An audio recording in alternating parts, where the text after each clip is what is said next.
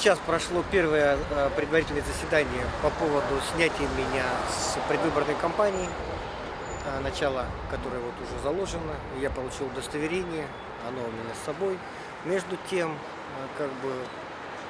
хочу отметить о том, что это такой разыгранный спектакль. Конечно, технически партия «Единая Россия» знает, как это делать. Она сегодня сделала зацепку формальные вещи в виде там неправильного написания приложения, точки, казуистика такая, банальными вещами, это, в общем-то, казуистика, для того, чтобы не упустить сроки. И я думаю, что все клонится к тому, чтобы снять мою кандидатуру с предвыборной кампании и чтобы не допустить до участия в выборах в сентябре 2020 года.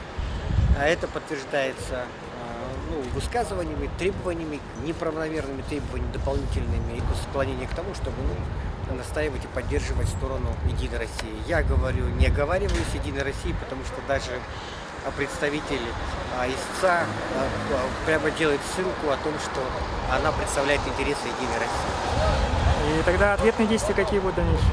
Мы сегодня готовимся к плохому сценарию, то есть там прослеживается. Мы люди чувствующие динамику в этом. Будем надеяться на справедливость суда, будем надеяться на саму законность вот этого дела, и завершение этого дела законность. По самофактуре, сам сюжет, он такой достаточно лаконично разыгранный, и видно, прям там уши торчат. Позиция партии какая?